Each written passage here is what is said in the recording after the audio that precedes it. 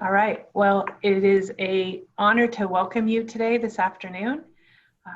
My name is Janine Mason. I am the Executive Director and founder of the Fieldstone Leadership Network in San Diego. And this is our first offering of Fortify. And Fortify is a partnership between Fieldstone and the Nonprofit Institute at the University of San Diego. And as both of our organizations aim to support nonprofit leadership throughout the county and throughout the nonprofit sector, unfortunately, COVID-19 gave us an opportunity that was meaningful for us to come together and to work together to support nonprofit organizations and professionals. So this is the first offering in Fortify. Fortify is a webinar series. We'll be offering 2 webinars each week, one that has to do with organizational development and the other with personal and professional leadership. So on Friday, we will be talking about coaching. So if you'd like to join us on Friday at 12 noon, we still have a few spaces available, so feel free to register for that. But today we are going to be talking about fundraising during an epic crisis. And I will say in all my years of doing this, I don't think that I've ever used the word epic crisis. So that speaks to where we are today and the requirements of leadership to navigate in uncharted waters. So we are excited to be able to bring this learning opportunity to you today. To help you to navigate our time together and to make the most of your experience, I want to share some helpful hints with you. If you're having any technical difficulties, please feel free to contact Cynthia Fernandez. You'll see her email address on your screen, or you can contact Cynthia using the chat feature in Zoom. For your information, everyone is muted. So if you have kids or dogs or neighbors, animals making noise in the background, you don't have to worry about that. Please put any questions that you have for the community or for Sally, our facilitator and presenter today, in the Q&A box. And if you have other resources that you would like to share with the community, please also add those into chat. We are going to only be together today for about an hour, but I want to let you know that we're going to have after hours. And so if you have a question and it hasn't been answered, when we reach our time limit, we will stay on the call a little bit later for about 10 minutes so that we make sure that we can get everybody's questions answered. We are recording this webinar, and any resources that we accumulate as a community during our time together will be added to our website along with that recording. So if you want to come back to it, you'll be able to find it on both of the Fieldstone and the Nonprofit Institute's websites.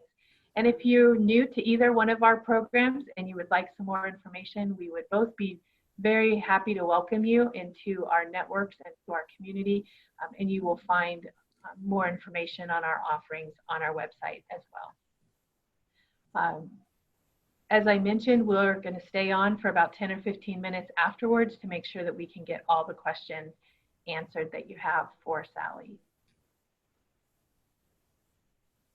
And now it's my privilege to introduce Fieldstones Partners in this effort, the Nonprofit Institute. And today we're joined by Dr. Laura Dietrich, who serves as the Associate Director of the Nonprofit Institute. She's also a Professor of Practice at the School of Leadership and Education Sciences. I'm very blessed to call her a personal friend and a professional colleague, and I'm excited about this opportunity for us to continue to do some work together. And Laura is joined on the call by Lynn Corbett, who is the Director of the Governance and Community Programs of the Nonprofit Institute, and he's currently a doctoral candidate at USD as well. And I've been lucky enough to work with Lynn too in a professional capacity, and I call him a friend too, but he's very skilled at what he does. So with that, I'm going to turn it over to Laura to share some additional information with you and to introduce our speaker for today. Terrific, thank you. Janine, somebody else needs to mute. So welcome everybody. I looked at the list of participants and many I know, and I really thank you for always engaging with us. And for those of you that I don't know, I look forward to getting to know your organizations better as we move forward. As Janine said, this is a partnership that's grown out of not what we think is our best idea, but rather what nonprofit leaders have told us that they want to have help with, that they need help with. So for those of you that have not noticed, we have surveyed heavily the nonprofit sector in the last, we released one of the first studies in the country on the effects of the pandemic in March, and we followed up with a subsequent survey, and the results of all of that research will be coming out, and as you are now on our listservs, you'll get to see them, and we've been conveying the results of those. We spent the last week, and it'll be into next week, briefing government officials and foundations on what nonprofit leaders are saying. But for our purposes today, I wanted just to show you one of the findings. And the findings are, you're telling us when we ask you, what do you want the Nonprofit Institute and its partners like Fieldstone to be doing? 3/4 of you want help with reevaluating fundraising strategies, financial scenario planning. You can see that in there. A lot of results around health and support for health and wellness. So we've taken these data, and ultimately number 2, which was collect data and share it. So we've been doing that. So I apologize if you're feeling a little survey fatigue, but it's not. The input you give is critical. So we do use it. And we do share it broadly, and we've used it to inform this webinar series. So since the ultimate ask was for reevaluating fundraising strategies, you'll see that's what we're starting with. We're starting today, but you'll see in the whole offering of Fortify sort of 2 buckets of approaches, right? One on real technical aptitude, organizational capacity, and then your personal well-being and mental health and anxiety, management and those kinds of things. We've got a bunch of offerings in there to support your soul, right? As you stretch and bend in ways that are probably unimaginable to most people who don't see what you do every day. So I hope you feel that this meets your needs. You are welcome to any of the services in our offering. And I encourage you to share this work with other nonprofit leaders, and you can sign in for as many or as few as you like. But today I'll get you to the good stuff, which is our speaker for today, a woman we've been acquainted with the Institute for a while now, and we love her work. And I noticed that she was doing this work around how to fundraise during a pandemic. So we went straight to Sally Bixby, who is, Janine, can you advance the slide, who is going to present to you today. But I mean, you can read her bona fides. She has a wonderful consulting firm, but I think the thing that really endears us closely to Sally is that she's a San Diegan. She's in Portland right now, but she's also works in San Diego. And the more we can integrate her into our work, the happier and she'll be and will be as San Diegans will benefit from her knowledge. So without further ado, I'm going to turn this over to Sally. Thank you. And I'm going to go ahead and start sharing my slides. So thank you for that wonderful introduction, and it's an honor to be here.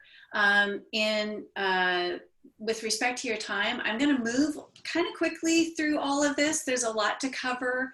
First of all, I just want to say that you all are so lucky to be in a community that has the Nonprofit Institute in it, and that reacted so quickly and wanted to find out what you need, and is providing training and support around that. So it's really an honor for me to be one of the first people to present, or the first person. So over the next hour or so, I am going to talk about what it means to conduct a successful campaign right now. I mean, wow, we usually are doing this at the end of the year, aren't we? But no, people are launching campaigns now, and I'm watching them raise lots of money, and I'm going to talk about that and how to make that work for you.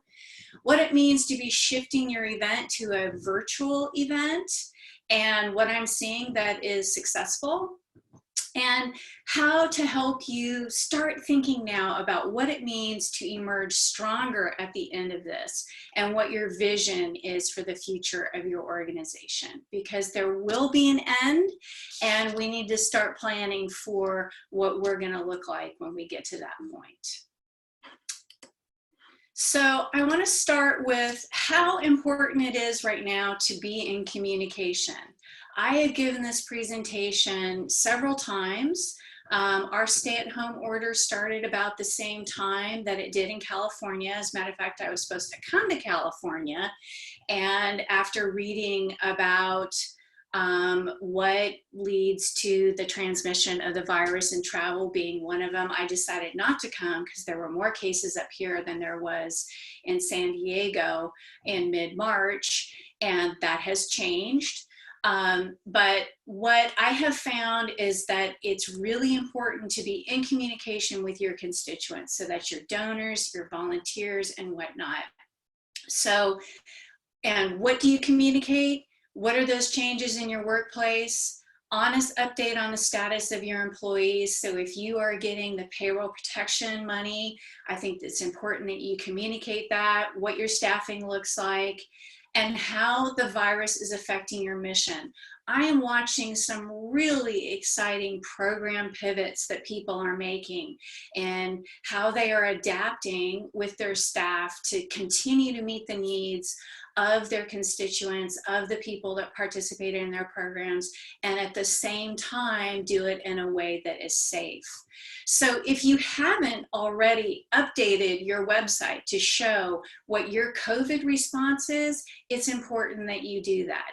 If you haven't sent out an email to all of your constituents talking about that, or maybe you did that a few weeks ago and now some new things have changed because geez, things are changing all the time, aren't they? So it's important that you keep in touch with folks, do it in a way that is meaningful and honest, and keep them connected to your mission. And I'm going to talk about that more as we go, because I'm seeing that communication is what constituents want. So let's talk a little bit about what the expectation is for this crisis. Now, I'm going to be really clear with you. I am not an epidemiologist. I am not an economist. I am doing a lot of reading in what I think are reputable sites, Wall Street Journal, New York Times, and so on, reading, science pieces about what to expect. There's a lot of comparisons to the Spanish flu. We really don't know for sure, but this is what I'm hearing other colleagues are talking about, and this is some of the trends I'm witnessing right now. So right now, we're seeing a lot of giving, and I just cannot underestimate, or I want to emphasize how important that is. People are giving right now. Of course, the conversations always need to be sensitive with your donors. It's if you are able to give at this time and so on. But think about how many people are still working, how much money people are saving because they're not spending it on trips, entertainment, on gas. They're not eating out as much. People are starting to get their stimulus checks. I've had several organizations tell me that people are donating their stimulus checks to them. And I'm seeing big giving for the month of April, that is for sure. What we know happens after there's some kind of crisis like what we're in right now is that there will be a low. And I'm predicting that's going to happen later in the summer, especially as the weather gets nicer and restrictions get eased and other issues start coming up in the press. This is going to be with us for a while. However, people are going to get tired of it. And, thank goodness they're probably going to start putting their phones down and not looking at the news every 5 minutes like we were, especially a month ago or so. That what will follow is a recovery period, and that is going to be led most likely by your loyal donors and your foundations. So it is so important that you keep communicating, stay in touch with your donors all the way through this period so that they understand your work, they understand the impact of it, and that they're ready to help you when it's time to start moving into the final phase, which is the new, you're emerging stronger phase. It's what things are going to look like when we finally get out of this. The economy is starting to tick up and whatnot. So this is what I'm hearing people talk about and what I've seen. I have been raising money for 30 years. Having lived through 9/11, the Great Recession and now this period, I think that this is what we're going to see. So let's talk about launching a campaign, and in particular a crisis campaign. So I don't know how many of you have already been in campaign or are thinking about one, but if you haven't, or you weren't a part of Giving Tuesday or whatnot, it's still not too late. I want you to think about, first of all, what you are going to raise the money for.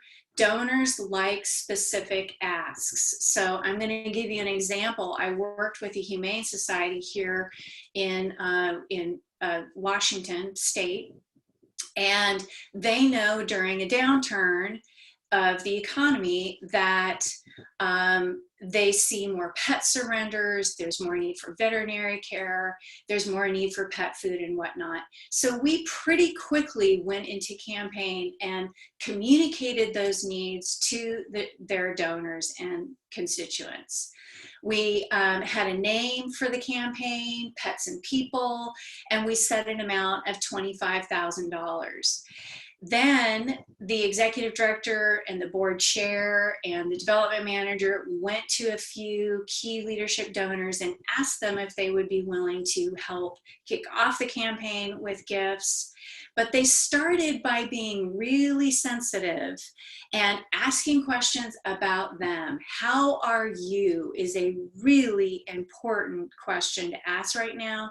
And it's more important than ever to be listening carefully to what your donors have to say.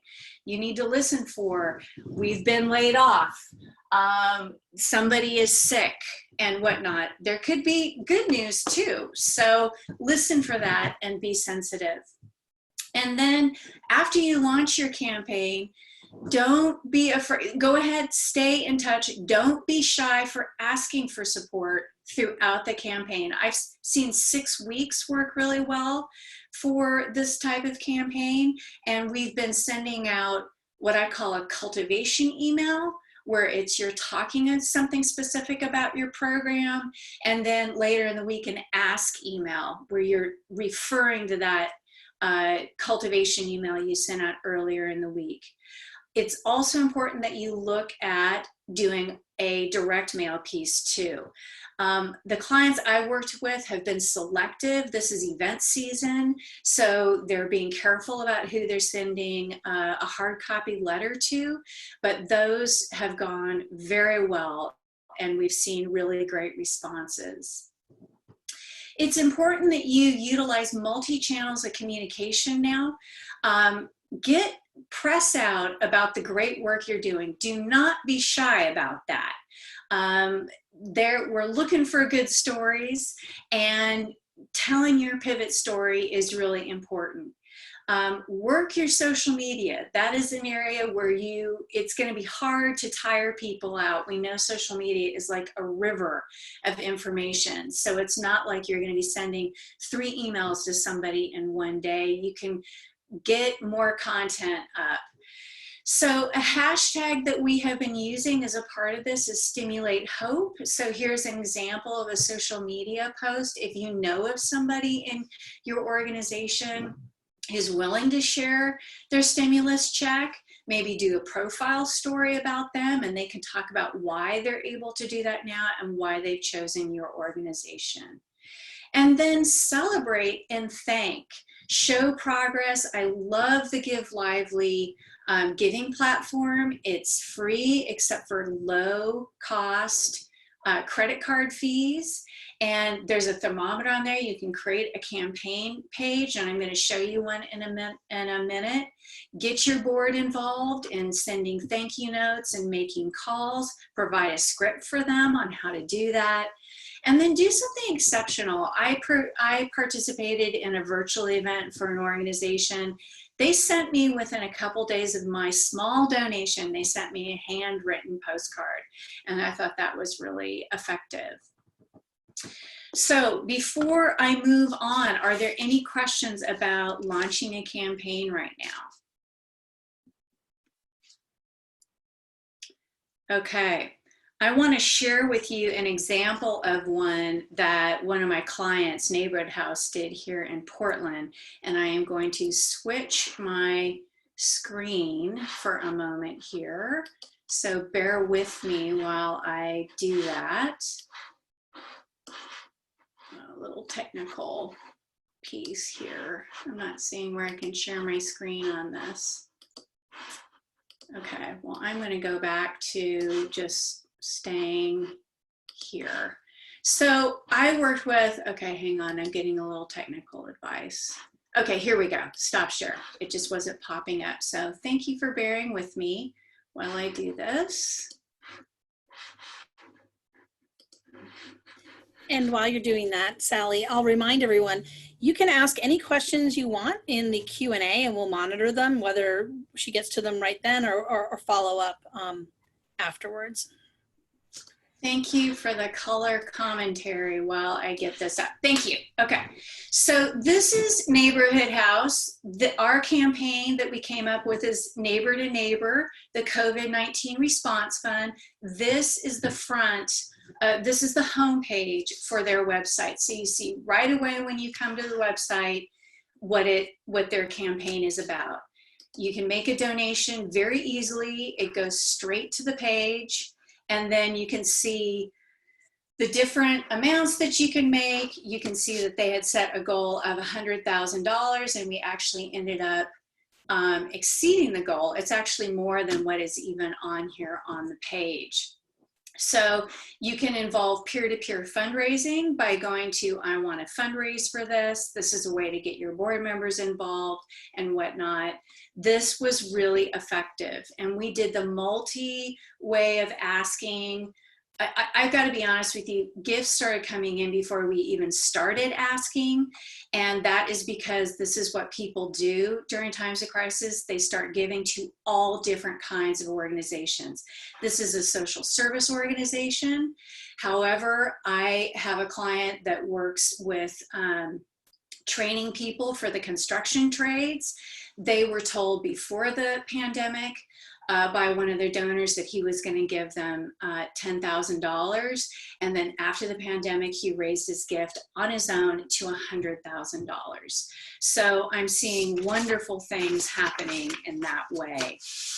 So I want to show you some other ways that you can stay in touch with your constituency that I think has been really creative and interesting. And one of them is using an example of an organization that I referred to earlier, and that is the West Columbia Gorge Humane Society. So their Facebook page, what they did as they were doing their campaign is they sent out fun emails on Fridays on pet tips. So the person that runs their shelter did one week how to trim your cat nails, another one how to give medications to your dog. This one right here is about how to make cat treats. And they had someone who did a really good job on doing some editing for them, which, I'm finding that millennials and maybe a teenager in your house are really good at doing. So don't be shy and utilizing some people that might be living in your own home to help with this. We've had really, really great response. So while we were in campaign, we were also sending out uplifting, fun, informative messaging, and there's different ways that you can do that depending on the mission of your organization. So another one I want to share with you is an organization that is in San Diego, and it's the women's, okay, it looks like someone has asked a question, so I don't want to lose them, is the Women's Museum of California. They have been putting out some really interesting and great ways to engage with people in the community, talking about things that have happened in women's history and whatnot. I think they've done an excellent job. So I want to encourage you to look at their website, sign up for their emails so you can have some great examples. They had a First Friday event that went virtual. I think they've been really creative and done a good job of engaging. So were there any questions? I saw it look like there might be. Sally, we do have one question. Great. It's about virtual fundraisers, and I know you have part of your presentation on virtual fundraisers. Would you like me to ask you that question now or wait until we get to that part? We are coming right up to it. So, but go ahead and ask. So then let's go ahead and ask right after this next slide. Okay. And then we're going to transition to virtual fundraisers, and then that is the perfect time. So thank you. So one of the things that I want to emphasize is how important it is right now for you to engage your board, willing staff. So maybe there are people who don't have as much to do. So maybe they can help more with social media posts, doing some creative videos that are going to tell more about your mission, and your volunteers. I know I'm on a board for a family homeless shelter, and we can't have volunteers in the shelter right now. So there's other things that our volunteers are doing. So it's an important time to get creative. Okay, so events planned for this spring or summer. Let's go ahead, and what question do you have? So the question is, can you talk more about virtual fundraisers that have proven to be successful? We are trying to build community as well as raise funds in our school district. Yeah, that's a great question. That is one of the hardest parts, I think, about the virtual fundraisers, is that we miss out on that community aspect. A colleague of mine who does fundraising events all over the country, she had quoted a poll to me, a couple years ago that, 82% of donors like events, and it's because we like community, we like being together. And of course, right now, that is really difficult to do. I'm hoping that later some restrictions are going to be eased and we can come up with some ideas about if it's, you're allowed to have gatherings of 10 or less, that people who are close to each other, like maybe someone who would put a table together would host something in their home and you could view it together. Right now, one of the ways that I think that I've seen effective community built is by being proactive about the chat that is present and an option with your YouTube live option and your Facebook live. That's a way to engage people. I've seen some people using the Zoom function so that people have time to meet in small groups. They can have questions or whatnot. But other than that, it's a little bit more challenging. So those are some of the things that I've seen right now. So yes, there's a lot of pivoting that is going on right now to virtual events. I think there is a different way, yet similar way, in looking at setting up a successful virtual event. One of the things that I have seen, the events that are successful, they have about 90% of their goal going in. It's a little bit, you can have more wiggle room, I found, with the group in-person events, whereas with the virtual events, there just isn't that camaraderie and, sort of playful peer pressure that happens when people are all giving in a room together. So I worked with Fair Housing Council of Oregon, for example. Their event was April 23rd. We had actually 100% of the goal raised before we went into it. They had started early on it. And then we raised more money after that. And it was all a bonus.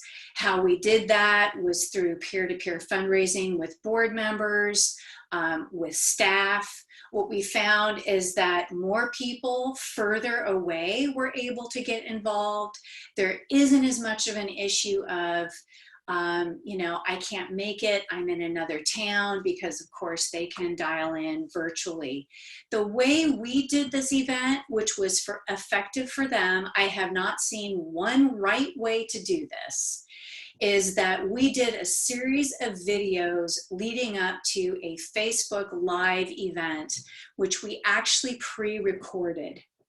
Their comfort level was not doing something live, and it's also more expensive, and there's some more technical things involved if you do a live event. Episcopal Community Services of California had their event on Saturday night, which I watched. They did it live. They hired a company to help them do it. They had their auctioneer there. They had a live band. They had a good portion of their money raised, and basically the auctioneer stood there with a live, you know, thermometer, and it showed who was giving and how much, and unless they wanted to be anonymous.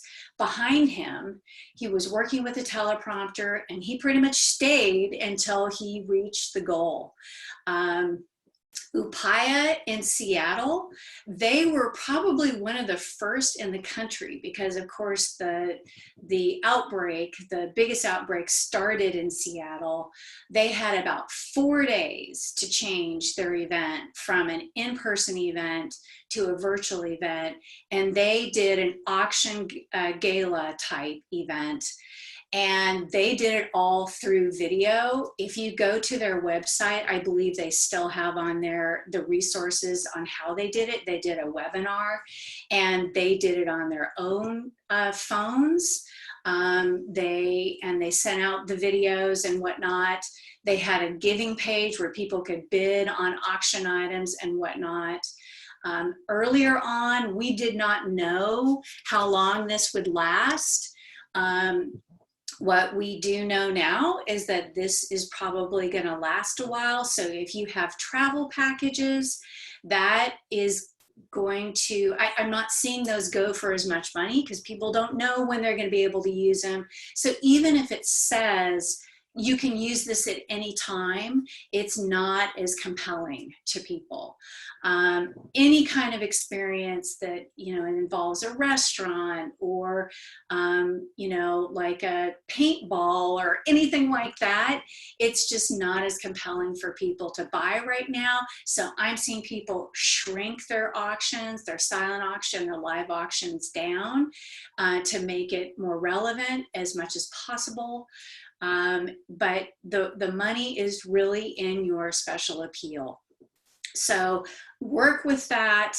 I suggest that you have matches, and maybe even you start asking in advance for money, and even after the so-called event, and have, you know, a 24-hour match. That's one of the things we did in some of the campaigns I talked about earlier. Where it was like, for the next 24 hours, we have a $5,000 match and your gift will be matched. You can do something like that leading up to your event. Think of it more as a campaign than an actual day of type event. Solid Ground in Seattle, their event was also live streamed, and they had a chef that prepared food. And it was, and he had worked in their organization, worked with the kids in their organization. So it was very mission relevant. And it was, you know, it was interesting and engaging. They did not hit their goal. I don't know as much about them, but they certainly were creative about it. And it was an engaging event. So those are some of the things that I'm seeing, that you have two, you know, a few options. There's the pre-recorded, you send out emails, And the videos that I've seen, there are people who are talking about your mission. It's someone within your programs. It's maybe someone who has been a part of your program. They're recording these at home and uploading them to a Google Drive. Someone's doing some very basic editing, and then they're getting dropped into an email. People are using Facebook Live and YouTube to do live events, which can be live streamed, or they can be pre-recorded and added. There's all kinds of software out there how to do that. And I would just tap into your networks and look for folks that you think that can help you. You can do a combination of pre-recorded and live stream. I haven't seen that there is one best way to do it. It really has to do more with how much time you spend raising money on the front end. Are there any questions about virtual events before I shift gears? We don't have any questions in the Q&A, but let's give everyone just a moment in case they have something that's on their mind that they wanted to add. Yeah, so I don't think high tech is actually more beneficial than low tech. Upaya, they did it all themselves, and they raised more money than they ever have. And what I've heard is their staff and board really worked on it. So it's just like any other kind of fundraising. The more you put into it, the more you get out of it. So let's shift gears and talk about creating a development plan that incorporates your new normal, your new reality, because it is time to start thinking about what are we going to do now in the next year, maybe even 2 years. Think about your budget goals for right now. And this is one of the reasons why I want you to consider doing a campaign, asking for support now. And my clients have been using the money that they have raised now to help offset some of the shortfalls that they think are going to happen later in the year. So take advantage of this wave of generosity. And I don't mean take advantage in, a dark sense. I mean, people give because it makes them feel good, and give them the opportunity to support your important work. So think about your budget and how you're going to modify your goals, and maybe you don't have to. In the last 6 weeks, I've had clients who've modified goals, and then they've ended up changing them. There's a lot of that needs to go on right now. Being flexible, being responsive, having a sense of humor is more important now than ever. So when you are looking at creating your goal, there's some basics of solid fundraising that I want you to keep in mind. This is what I always look at, and now is a great time to do some evaluation. So start by thinking about the 80-20 rule. And what I mean by the 80-20 rule of development is that you spend 80% of your time on cultivation and stewardship and 20% on the ask. So I want to do a big qualifier right here, and this is also an important piece that I think that you need to keep in mind when you're thinking about your own agency and yourself. And so I know I am a white woman that came from a privileged background. I have been classically trained in fundraising. So the emphasis I have always been taught is how important it is to build relationships with your donors, and how important it is to make them feel important and that they are an important part of your team. Not everybody has the time or the luxury to do that. If you can incorporate one new thing in your development plan, where maybe you are able to get 2 or 3 board members who are willing to make thank you calls to your donors, something like that. It's a win-win for everybody, because your board member will now be a part of the fundraising process and they didn't have to ask for money. And your donor, who will most likely not pick up, though I'm finding more people are picking up right now because they're at home and they have more free time and they're curious. Your donor is going to feel good hearing something personal from you, a personal thank you. Always provide a script for anybody, and the script is only an acknowledgement of the gift, and there is no mention of, I hope you will give again, or something like that. It's just, thank you so much for your recent gift. And of course, hi, how are you? I hope you and your family are doing well. And I just want to thank you so much for your recent donation to our organization and how you're going to help us through this time of transition. So think about cultivation, which is inspiring your donors to get closer to your mission, and stewardship, which is saying thank you and demonstrating the impact of their gift. If you have never created an impact report, now is a good time to be thinking about something like that. And it can be very simple. It's, what have you done in the last year or so, and how the donations that your donors have given last year, how they've been able to fund your work. So I talked about this. I always try to weave in finding ways to involve your board. One of the biggest complaints I hear from staff is our board is not very involved in fundraising. They don't want to fundraise. They were never asked to fundraise. And it doesn't seem like they're doing very much, period. Big complaints I hear from board is, I don't know what I'm supposed to do. I need more input. I need more training and whatnot. One of the things that I think is so incredibly important that you think about when you are trying to involve your board in fundraising is that you meet people where they are. You meet them at their comfort level. I tell people, this is what I tell boards when I do trainings, it's really important that you as a board member stretch yourself. Like for those of us who have children or anybody we love in our lives, sometimes we do things that we don't really want to do, but we know it's going to be for the greater good for all involved. And then sometimes it turns out to be a lot better than we thought it was going to be. And that's one of the things I tell board members, is that being part of the cultivation and stewardship process is generally a lot more joyful than you think it is. So find ways to involve your boards in saying thank you, writing handwritten notes, making thank you calls, posting social media, sharing social media, and so on.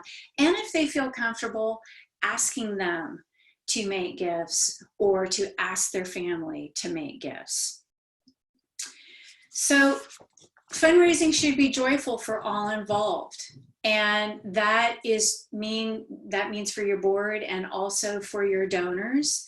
And what I mean by joyful is that you ask board members how they want to be involved. It's not a telling and demanding kind of situation. It's having that personal one-on-one conversation. Now, I've been doing this a long time. I've been raising money for over 30 years. And when I started raising money, there were no computers. We didn't have email. We used the phone, we used hard copy, we met in person. So what I tell people is, do not underestimate the importance of a personal phone call. Now, I saw some flashing that there were some questions, or maybe some sharing of sources. I think what you saw was the chat. We don't have any questions right at this moment, but we are coming up on our Q&A time. So if anybody does have questions, feel free to go ahead and put those in the Q&A portion of the webinar, and we'll get to those shortly. So one of the things that I am suggesting with my clients is that we create a simple plan for the next year. You don't have to spend tons and tons of time going into great detail, all your metrics, whatnot, because we're in a time that we don't, this is uncharted waters for a lot of us. We don't know what the next year is going to be like. So I'm suggesting people create a plan A and a plan B and share it with your stakeholders. And so going back to the question that was made earlier about how to create more community, what I'm looking at is like plan A right now for events in the fall, for example, is that it may be that we are still going to do virtual events the way we are now. Now, plan B could be, how do we set it up if people are allowed to have small groups in their home? And what are some fun things that we can do? There's a catering company here in Portland that is providing catering for events where people are able to buy food, have it delivered to their home. So that might be a fun thing to do for your quote unquote table if you're able to host it at your home. Another thing, if you have a planned in-person thank you event, be ready to go virtual on that. And I would, to make sure that there's more participation, another way to involve your board is to ask them to reach out to your donors and ask them if they would be able to come to either an in-person event, if it looks like it's to be in person, or if they could come to the virtual event, because love to meet them and hear more about them. And share it with your stakeholders. Boards are really nervous right now. And so it's share with them what your plans are and your citizens. I was at a board meeting last night with Neighborhood House, and it was just really fun to share with them the great successes we've been having so far. It makes them feel better about things. It gives them a sense of hope and well-being. I'm starting to wrap up. I want to emphasize how important it is more than ever to include in your plan. What I am seeing is that the organizations that are thoughtfully engaging with their constituents, their open rates are going way up. And it needs to be mission appropriate for your organization. So, for example, I work with an organization that is an ecological organization, and they have just started engaging with their constituents. For the first, they hadn't engaged with them very much. Now they're getting a lot more people opting out, but their open rates have doubled. And so the people that don't really care are going away, but because they're doing more engagement via social media, they're doing panel discussions, every month, anywhere from 500 to 900 email addresses, the engagement activity they're doing. So the folks that are opting out aren't as much of a worry because they're getting more and more folks that are in work and are doubling their open rates. So to start wrapping things up, I will share my with you. I'm going to send to USD. And I also have a process sheet that you get your ideas flowing on what you want to do next with your development activities, going back to some things I've talked about now. I'm also, then we'll share with you an example of a couple appeal letters that I've seen that have been really effective lately for a few organizations that I have seen. So now is the time for questions. Does anybody have any questions that they would like Sally to answer? We have two in the chat. Yeah. One is, how much engagement is too much engagement? Yeah. That's a really good question, Laura. And that I watch open rates, and I also pay attention to what board members are saying. This is a good way to get feedback from your donors, people who are receiving your emails and whatnot. But look at your Facebook page. Are you getting more likes, getting more shares? The beautiful thing about fundraising now is we can get these analytics because so much of it is online. So I would pay attention with that. Again, being mindful of the engagement piece that is the cultivation and stewardship part versus the asking for money. So be mindful if you're going to go into campaign right now in asking for support with a, you know, for the COVID response for your organization, be mindful of how close that is to your virtual event. You need time for people to breathe in between. And also this is important for you to look at when you are sending out hard copy email or hard copy letters. Don't, you know, sending a letter and turning around asking them to the event too, unless it's maybe one of your board members or somebody you know you have permission to do that. Sally, we have a question that's related to that, and it is, what is the best way to engage your customers via email? More copy, more images, more stories? Yeah, what I have seen is mixing it up. So one might be more text heavy, then do one that has a video, and video should be short. I think like a minute and a half at the most.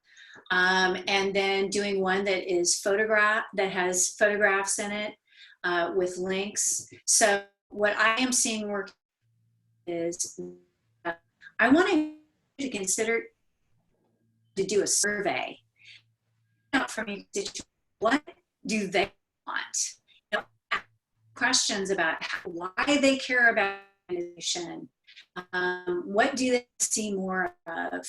And a few clients who've done that, and it has been interesting to learn. You know, how do they find you, and so on. I'll say this, Sally, we'll put it in the resources, but we just completed, we're working on bi-weekly national polls with Chronicle of Philanthropy on individuals. And there is an exact question in there about what is the message, what are the messages you want to hear from nonprofits right now? So we'll make that part, we'll make those findings part of the, and we think that's going to change over time. So we'll make those available to you guys so you can see them if you missed it in the Chronicle of Philanthropy. We do have one other question. I don't know if you see it, Janine, in the chat, not the Q&A. Right. So that question, Sally, is, do you think merchandising and virtual events promote first-time donors? We're very interested in reaching first-time donors at this time. Also, can some people share how they have success in converting social media users to donors? Yeah, interesting. Thank you for that question. What I am seeing that is promoting first-time donors is stories in the media. You know, like there's been, you know, here's our food box program, you know, we're now doing deliveries, and your local station has covered that story. And then people start sending in donations. Clubs, you know, like a neighborhood association has promoted some nonprofit that is in their neighborhood. Sometimes people just find you and they're Googling you.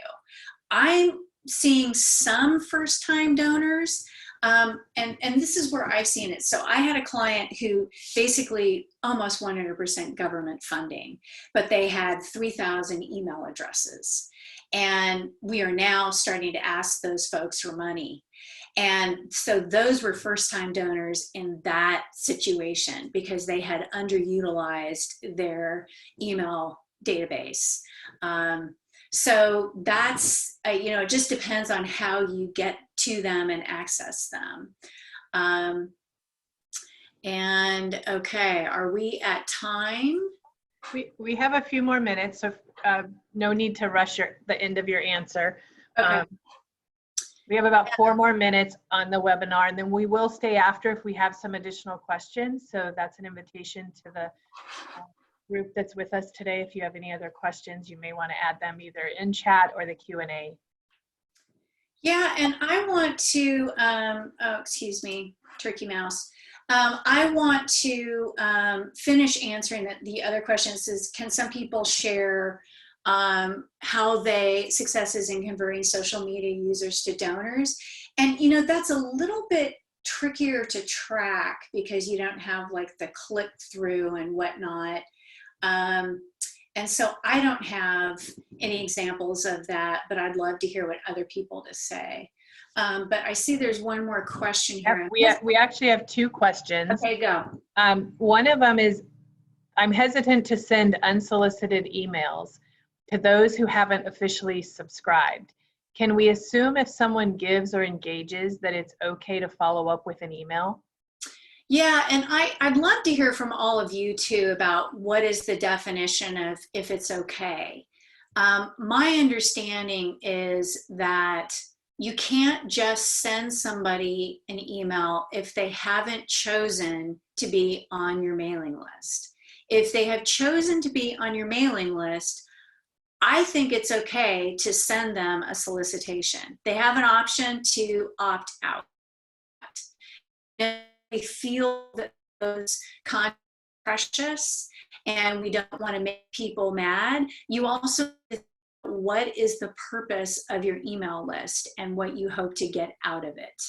So think about that. And I totally think that if somebody gives or engages, that it is okay to follow up with email. Great. So the next question is, during upcoming campaigns, we're considering adding phone calls and sending handwritten letters to all donors, including donors who give $100 or less. Does this seem like too much? We have the capacity because some people's job functions have changed. Awesome. That's a really great example of how to use staff that don't have as much going on. I believe that every donor has equal value and merit. And unfortunately, because time is an issue, we spend most of our time where we think we're going to raise the most money. Now, what we also know from research is that when people give those first time $25 to $100 gifts, they are testing the water in most cases. In a lot of cases, it doesn't mean that that is their only capacity. And I have a story that I know of someone who gave $50. He was flagged as someone with high capacity through Wealth Engine in the CRM, and he was carefully cultivated, and 2 years later he gave $5 million. So you need to, I believe that every single donor has equal value, and I used to call all of them when I was a development director. So the idea of having contact with every donor warms my heart. Great. I just actually had seen on Facebook that somebody had put out a fundraising request, and somebody responded and said, I gave you $50 last 2 months ago and I haven't heard anything. And I thought, oops. Yeah. Testing the waters, that one didn't go very well. Right. Right. So again, this is a capacity issue, and we know that a lot of organizations don't have a lot of people to help, but the most important thing you can do is say thank you in a meaningful way as soon as possible after somebody gave a gift. That is the best indicator of their likelihood of giving again, is you giving them a thoughtful thank you. Okay, well, we are at 1 o'clock and we want to be sure to honor the lunch hour. So thank you to Sally. We're really grateful that you spent this time with us, and to all of you who have joined us on this call today. We hope that it was helpful and a good use of your time. We think that it was. Again, we'd like to extend an invitation to you to join us on Friday, where we'll be talking about how to coach yourself and your team through COVID-19. And want to remind you that you'll be hearing from us. We'll send you a survey to get your feedback on how this session was, and we would appreciate if you just take a few moments to give us your impressions and information back. That will help us as we continue to develop the Fortify program. With that, I will thank you. I hope you have a good rest of your day, and we will stay on for a few more minutes if any of you have any other questions. But for those of you that need to leave us, thank you very much for joining us.